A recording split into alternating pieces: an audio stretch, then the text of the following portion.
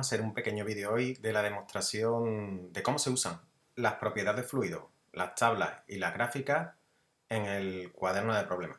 Como veréis, un ejemplo muy sencillo. Bien, tenemos aquí un problema en el que solamente hemos puesto un texto y lo que vamos a hacer en este pequeño problema es calcular la densidad del agua a presión atmosférica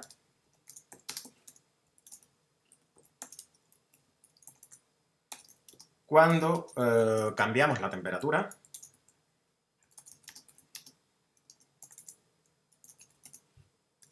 del agua de 10 a 90 grados, por ejemplo. Vale. Vamos a crear, para poder luego usar las tablas, vamos a crear primero un dato. El dato es la temperatura del agua. Le vamos a llamar a ese dato T sub A con valor 10 grados para el primer valor que vamos a usar. Y su descripción es temperatura del agua. Bien, ya tenemos aquí el dato que es T sub A y que vale 10 grados. Bien, ahora que damos un objeto o un elemento propiedad de fluido. Se crea con el icono que veis aquí o pulsando F. Hago clic y aquí tengo el elemento propiedad de fluido. Al elemento propiedad de fluido, en su parte de edición, vemos lo primero que hay que ponerle es nombre. En este caso se llama ρ sub 1, le vamos a llamar ρ sub A. Después hay que decir qué propiedad es la que queremos calcular y aquí vemos que podemos calcular pues, densidad, entalpía, entropía, calor específico, etcétera, todas las propiedades del fluido. En este caso lo que queremos calcular es la densidad. El siguiente campo que hay que rellenar es el fluido. Tenemos aquí todos los fluidos que nos permite la librería CoolPro. Nosotros vamos a usar evidentemente el agua. Y para fijar el valor hay que establecer dos propiedades termodinámicas del mismo. Las dos propiedades que vamos a fijar es la presión, que es la presión atmosférica, 101,3 kilopascales, y la temperatura. Y la temperatura vamos a decir que vale T sub A. Vemos que da un error cuando no entiende lo que ponemos, pero en el momento que ponemos un dato o una incógnita o cualquier elemento que el cuaderno de problema entiende, ya lo localiza. Y si es un dato, incluso nos da su valor. Aquí vemos que es 997, ¿vale? A las propiedades del fluido podemos, si le quitamos la descripción, como vemos aquí, solo aparece el símbolo y el valor. Y si le ponemos descripción, añade detrás qué propiedad es, qué fluido y cómo ha sido obtenida, con una presión y con una temperatura. ¿De acuerdo? Bien, pues ya tenemos aquí la temperatura y tenemos la densidad. Ahora lo que vamos a hacer es montar una tabla que vaya cambiando este dato de entrada, T sub A. Para crear las tablas se utiliza el icono que veis aquí, de nueva tabla. Creo una tabla y la voy a crear aquí abajo. La pongo aquí. En las tablas, las propiedades que hay que dar son las siguientes. El número de filas que tiene la tabla, en este caso tendrá 9 filas. El número de columnas, que son las variables que queremos añadir. Y el número de filas por página, porque la tabla, si es muy larga, se puede partir en páginas que se van pasando. Le vamos a dar un nombre a la tabla. Por ejemplo, densidad del agua. Y como vemos luego, se puede añadir el número en la primera columna o quitarlo. Vamos a dejar el número en la primera columna. Y después aparecen los nombres de cada una de las columnas. En los nombres de cada una de las columnas hay que poner las propiedades, datos, incógnitas, propiedades de fluidos que hayamos definido antes en el cuaderno de problemas. Concretamente, la primera será T sub A, y la segunda será ρ sub A. ¿Vale? Si yo le digo en este instante, con las condiciones que tiene, calcular, lo que va a hacer, como veis, es me calcula todas las filas tomando como dato 10. ¿Vale? ¿Cómo se hace para que cambien los datos? La única variable que se puede modificar en las tablas son los datos. O sea, cualquier cosa que no sea un dato, lo único que puedo es ponerlo como una columna y que lo calcule, pero no lo puedo modificar. Sin embargo, si es un dato, como en la columna 1, yo puedo modificarlo de 3 formas distintas. Puedo modificarlo dándole los valores 1 a 1, que lo haría poniendo un igual, y ahora pongo cada uno de los valores 10, 20, 30, 40, etc. Si le doy a calcular, como vemos, lo que hace es calcula para 10, 20, 30, 40 y a partir del último valor pues lo mantiene.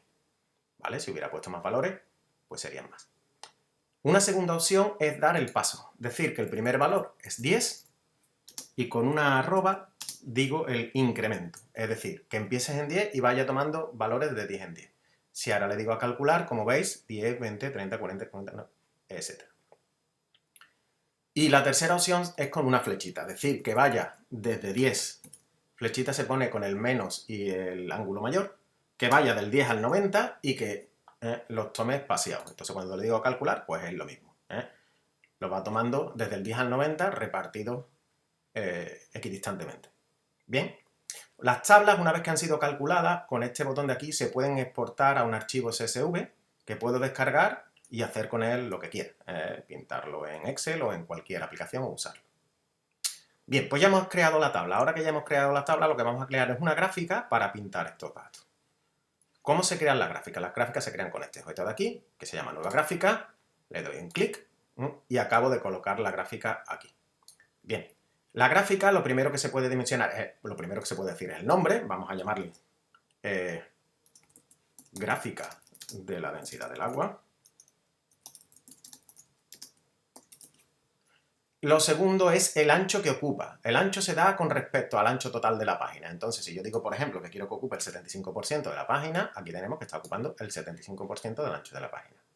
Y el alto se da respecto al ancho. Entonces, por ejemplo, ahora mismo está al 50% del ancho, pero si yo le pongo, yo que sé, el 60%, me he pasado, 60% del ancho, como veis, pues así dimensiono el ancho.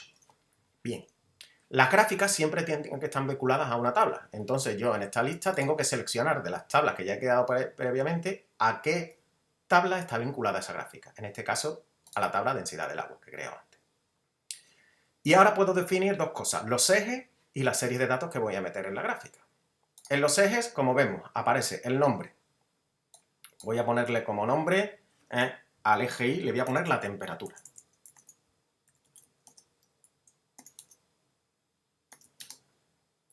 En grados centígrados.